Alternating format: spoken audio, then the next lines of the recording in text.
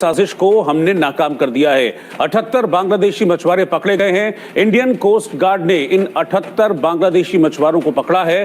2 बांग्लादेशी नावों पर सवार होकर ये 78 बांग्लादेशी मछुआरे भारत की समुद्री सीमा में दाखिल हुए थे और पेट्रोलिंग के दौरान इंडियन कोस्ट गार्ड ने इन 78 बांग्लादेशी मछुआरों को कार्रवाई करते हुए गिरफ्तार कर लिया कि हम एक दिन के अंदर ये कर देंगे, एक दिन के अंदर कर देंगे।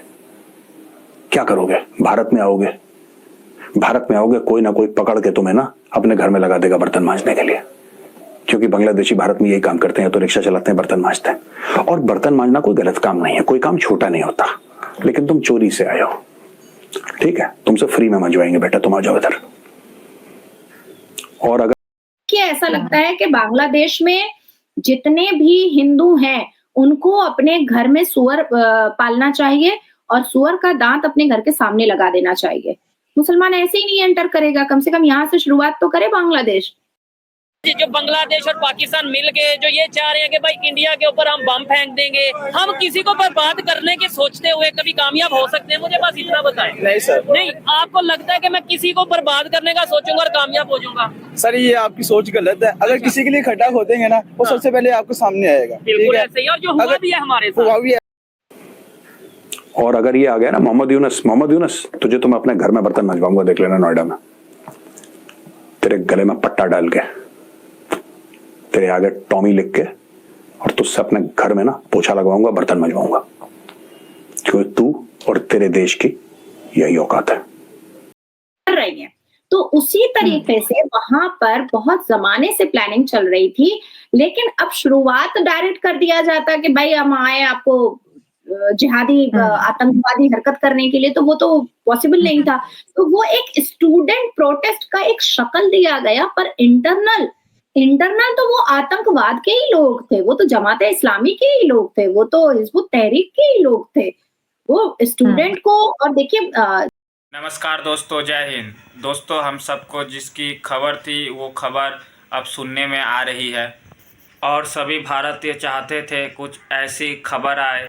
ये जो बांग्लादेशी हैं जब मर्जी तब भारत में आ जाते थे और जब मर्जी तब बांग्लादेश में चले जाते थे और भारत फिर आ जाते थे, फिर भारत की खाते हैं और भारत को ही उल्टा सीधा बोलते हैं, भारत का ही अपमान करते हैं।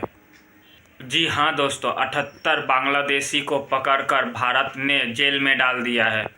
और बीच प्रूफ दोस्तों, बांग्लादेशी पहले क्या करते थे, अपने इलाका में तो मछली पकड़ते ही थे और साथ ही साथ भारतीय इलाके में भी आकर मछली पकड़ते थे। जाहिर सी बात है भारत सरकार कुछ नहीं बोलती थी, भारत सरकार इतनी छूट दे रखी थी उनको। पर अब ऐसा नहीं हो रहा है। भारतीय कोस्ट गार्डों ने 78 बांग्लादेशी मछुआरों को अरेस्ट कर लिया है भारतीय सीमा में आकर मछली पकड़ते हुए, और 2 शिप भी भारत ने जब्त कर ली है। अब भारत तभी उनको छोड़ेगा जब कानूनी कार्रवाई होगा और बांग्लादेश कानूनी प्रोसेस अपनाएगा, और कानूनी प्रोसेस तो बांग्लादेश अपनाता रहेगा। और भारत ने तो ये साफ साफ कह दिया है कि अब बांग्लादेशी हमारी सीमा में आएंगे तो उन्हें अरेस्ट कर लिया जाएगा, अगर बिना हमारी इजाज़त के आए तो, अगर चाहे वो लैंड बॉर्डर के थ्रू हो या सी बॉर्डर के थ्रू हो, हमारी अनुमति के बिना अब कोई नहीं आएगा। अब बहुत हो गया भाईचारा, हमें इतने सालों से भाईचारा का क्या मिला। बांग्लादेश में भारत के झंडे जलाए जा रहे हैं, भारत के झंडे को पैरों तले रौंदा जा रहा है और भारत को गालियां दे रहे हैं। बांग्लादेश में हिंदुओं को प्रताड़ित किया जा रहा है। ठीक है, हम ये नहीं सहेंगे। यह बहुत सही फैसला है दोस्तों, आप अपना राय ज़रूर दीजिएगा। भारत सरकार ने जो किया है वो ठीक किया है या नहीं। अगर वीडियो पसंद आए तो लाइक, कमेंट, सब्सक्राइब जरूर करें और वीडियो को ज़्यादा से ज़्यादा शेयर करें। जय हिंद, जय भारत। बांग्लादेशी फिशिंग बोट्स को पकड़ा है। ये काफी बड़े बोट्स थे और इसमें तकरीबन 78 मछुआरे भी शामिल थे, जिन्हें भारतीय जल क्षेत्र में प्रवेश करने पर पकड़ा गया है। भारतीय कोस्ट गार्ड के जहाज ने पेट्रोलिंग के दौरान पाया कुछ संदिग्ध गतिविधि भारतीय जल क्षेत्र में हो रही है। इसके बाद भारतीय कोस्ट गार्ड के जहाज ने इन 2 जहाजों को इंटरसेप्ट किया और फिर इन्हें घेर लिया। ये भारत में अवैध तरीके से मछली मार रहे थे। इसके बाद इनके वेसल को घेरा गया और इन्हें पकड़ा गया। जो 2 जहाज पकड़े गए हैं उसमें एक FV लैला 2 है और दूसरा FV मेघना 5। ये दोनों ही बांग्लादेश में रजिस्टर्ड हैं और लैला 2 में 41 और मेघना 5 में 37 मछुआरे मौजूद थे। इन दोनों ही जहाज को अपनी गिरफ्त में लेकर जांच पड़ताल की गई और इसके बाद इन लोगों पर भारतीय क्षेत्र में घुसपैठ करने की धाराओं में मुकदमा दर्ज किया गया है। इस तरह के ऑपरेशन से एक बात साफ तौर पर समझी जा सकती है कि भारतीय कोस्ट गार्ड किस तरह से भारतीय जल सीमाओं की सुरक्षा में तैनात है और इस तरह की किसी भी गतिविधि को तुरंत चिन्हित करके उसके खिलाफ कार्रवाई कर रहे हैं। तभी तो समुद्री क्षेत्र में हो रहे इस तरह के घुसपैठ और मछली मारने की घटनाओं पर त्वरित कार्रवाई कर। बहुत सही बात मैं कह रही हूँ। जाकिर नायक भी तहखाने में रह रहा है, वो पाकिस्तान में है और वो कहीं नहीं गया है। एकदम शर्त लगा लीजिए, मैं गलत नहीं हूँ। मुझे देखिए ऐसा लगता है कि बांग्लादेश में जितने भी हिंदू हैं उनको अपने घर में सुअर पालना चाहिए और सुअर का दांत अपने घर के सामने लगा देना चाहिए। मुसलमान ऐसे ही नहीं एंटर करेगा, कम से कम यहाँ से शुरुआत तो करे बांग्लादेश, एक शुरुआत तो करके देखे। हर एक हिंदू के घर के सामने उनके दरवाजे पर एक सुअर बंधा होना चाहिए। That's it. उसके बाद देखते हैं कौन आता है। अब अगर हम क्योंकि बांग्लादेश की बात करें, आखिरी सवाल है, बहुत इंपॉर्टेंट भी है कि ये एक सियासी मुद्दा था बांग्लादेश में, जो कि स्टूडेंट की तरफ से जो वो कहते तब्दीली का नाम, क्योंकि बांग्लादेशी सिर्फ प्रोटेस्ट ही कर सकते हैं। अभी तक हमने यही देखा, कोई डेवलपमेंट तो इन्होंने अभी तक की नहीं है प्रोटेस्ट के अलावा। तो एक सियासी जो एक इख्तलाफात था स्टूडेंट का शेख हसीना के साथ, वो हिंदू मुस्लिम में कैसे कन्वर्ट हो गया, क्योंकि अब पॉलिटिक्स तो बहुत पीछे रहेगी और बांग्लादेश के अंदर जो हो रहा है वो हिंदू मुस्लिम हो रहा है, जो कि नहीं होना चाहिए। ह्यूमैनिटी फर्स्ट होनी चाहिए, इंसानियत पहले होनी चाहिए। रिलीजन, मैं अक्सर बात करती हूँ कि रिलीजन या धर्म अपना अपना होना चाहिए। तो ये क्या आपको लगता है, क्या इसके पीछे भी कोई बहुत ज्यादा डीप प्लानिंग की गई कि हम इस तरह करेंगे, पहले सियासी मुद्दा और फिर रिलीजियस? नहीं, सियासी मुद्दा तो एक रंग दिया गया था। एक्चुअली में ये रिलीजियस मुद्दा ही था और पिछले 8-9 साल से इसकी तैयारी चल रही थी।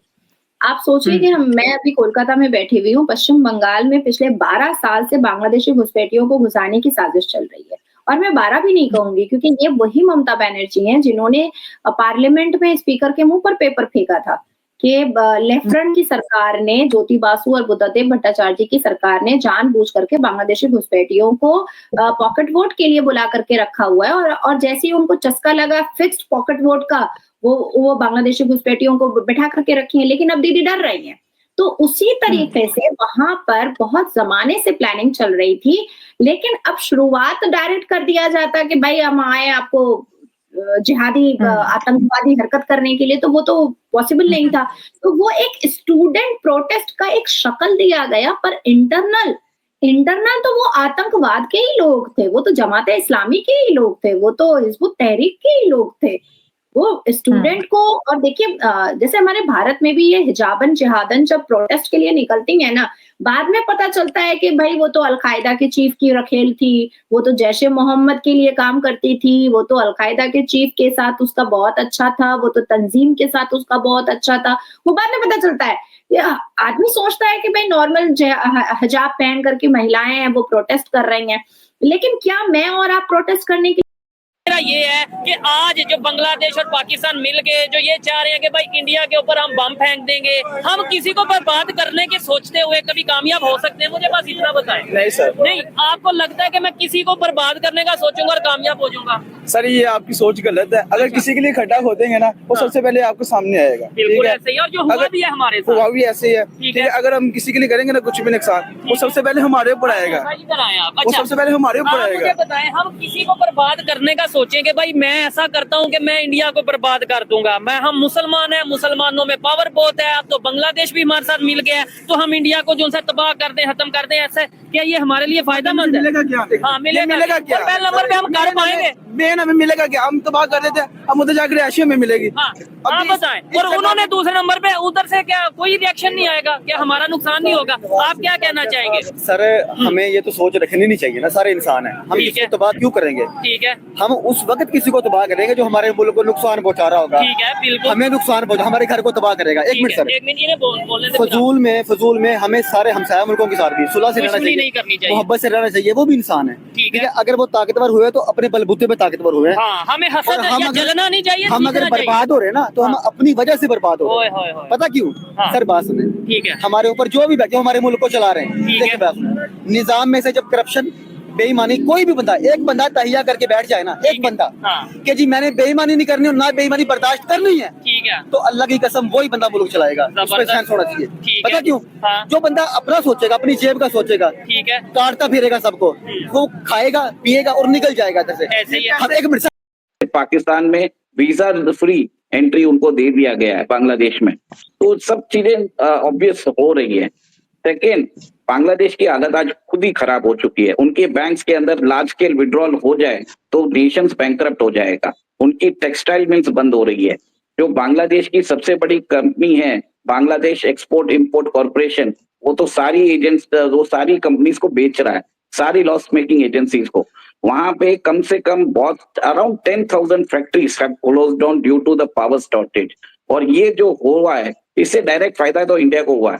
बस एक और एक चीज है कि टेक्सटाइल एक्सपोर्ट्स जो इंडिया से है वो बढ़ जाएंगे।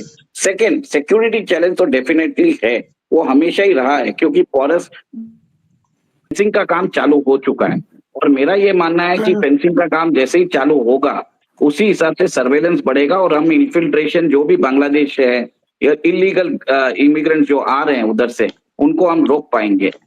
और एक और एक चीज आरजू जी, पाकिस्तान बांग्लादेश को सीखना चाहिए पाकिस्तान से कैसे लोगों को बेवकूफ बना सकते हैं, प्यार से, मीठी चूरी से।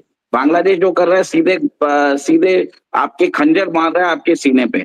पाकिस्तान को समझना, उनको पाकिस्तान से समझना चाहिए कि कैसे पाकिस्तान अमेरिका को से भी पैसे ले लेता है, चीन से भी पैसे ले लेता है, सऊदी अरेबिया से भी ले लेता है, गल्फ कंट्री से भी ले लेता है और लौटाता नहीं है। तो फिर भी ये सब जो डिप्लोमेसी है बांग्लादेश के अंदर नहीं है। तो मेरे हिसाब से पाकिस्तान तो जो है मीठी चूरी है और ये जो है डायरेक्ट आपके सीने में खंजर घोंप रहे हैं। इनफैक्ट आज की डेट में इंडियन मीडिया बोल रही है, इंडियंस के अंदर ये लग रहा है कि बांग्लादेश से ज्यादा एहसान फरामोश कोई नहीं है। 17,000 Indian troops died for the liberation of Bangladesh. उसके बावजूद भी वहां पे हिंदूज के ऊपर जो अट्रॉसिटीज कर रहे हैं, स्वामी चिन्मय दास को उन्होंने अरेस्ट कर लिया, उनके जो वकील हैं उनको भी मार दिया गया है, उनको लीगल रिकोर्स नहीं मिल रहा है। तो मेरे हिसाब से, इस हिसाब से बांग्लादेश और पाकिस्तान के बीच का ये क्लियर नेक्सस नजर आ रहा है। इतना रेडिकलाइजेशन पहले नहीं था और बांग्लादेश बन रहा है the hub of global radicalised Islamic terrorism. और जिस हिसाब से मुझे लग रहा है मौलाना मसूद अजहर जो 2-3 दिन पहले उनका भी एक वीडियो सरफेस हुआ है, तो ये सब चीज जानबूझ के किया जा रहा है ताकि ग्लोबली जिहाद बढ़ता जाए, जो अमेरिका में भी हुआ था थोड़े दिन पहले, आपने देखा था। जी बिल्कुल, लेकिन रोहित, अगर